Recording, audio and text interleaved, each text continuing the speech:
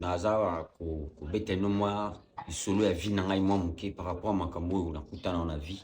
Nakoki koloba azalaki na mwasi moko nalingaki makasi mingi. Donc je nalingaki vraiment ya kosakana te. Ye mpe alingaki ngai makasi. Bon na vie tokendaka toza na likolo na nsima nde kaka tolobaka kokita ezali komata mpe ezali. Epuis ntango nalingaka ye nazalaki nano na mosala moko te. Mais alingaki ngai na ndenge ngai nazalelaki. Mais Dieu merci, nzambe ayaki kopesa ngai mwa chance. Nayaki kobanda mwa cop. Et puis na cop wana nakomi koavance. Nakomi kozwa baide biso mibale. Un jour tokóma ndako moko, un jour tokozala foyer na biso un jour. Donc tozokende même idée na ye.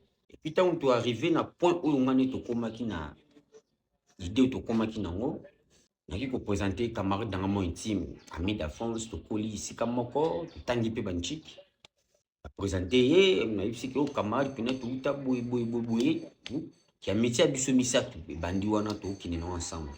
Na mosala nga nde nakendaka nayebi ke natikaka mwasi nanga chez bango mpo aza nanu mpa na bango nga mpe azali mpa na biso. Mais tokomi na idée kino tosangisa mayele lobi nzambe apesa biso makasi ya kokoma esika moko.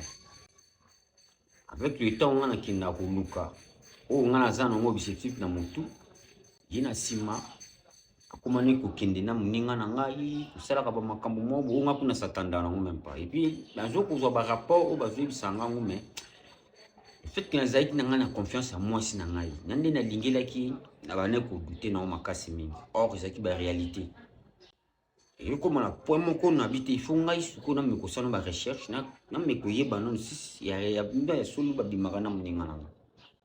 Effectivement naye komonaka ezalaki ya solo. Mwasi nanga Colette komani kobima na moninga na ngai na absence na ngai soki naki na ngai makambo na ngai naki koluka bango na nsima batikalaka ambiance bakini na bango bakote balingi bandenge moko bo esalaki nga mpasi mingi na regret oyo ezwaki ngai nayoki kokanisa na bino erreur oyo mwasi na ngai asali fallait pas asala yango nayebi te soki baninga bolanda nga bien parce que moninga oyo nakomisi naki ndeko ayoki kotuba ngai mbeli oyo nasatanda nango te na se ya motema. Puis mwasi oyo ngai nalingaki makasi mingi nasatanda te ke jour akotrahir ngai na façon oyo asaleli ngango. Mais lelo koarrive ke abimaka na moninga na nga komisi moninga na nga neti mobali na ye ngai nakomi neti zoba na bango. Ntango nazwi décision na ngai nabaki na kolinga susu mwasi te. Donc ku oyo nazwaki wana navanda nanu choc wana esila ngai nanu ata ekosila ata pendant 10 ans navanda na bongo.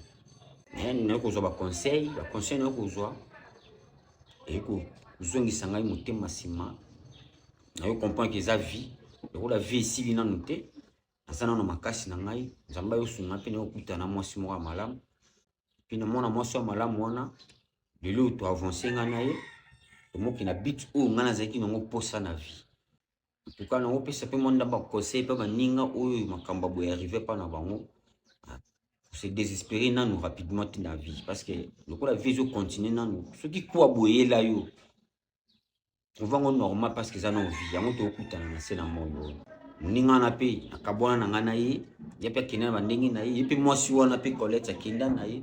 Mais oyo ngai naza ne sikoyo namoki seke nzambe nde atindeli ngai tosenga mpe na bandeko baza kolanda nga bien baoyo mpe bakaka boye eza mpa na bango natuka kolembana o te soki nzambe apesi yo ya malamu okutana ye mpeka toujours tuka napesi no merci mingi mbala nsima tokutana.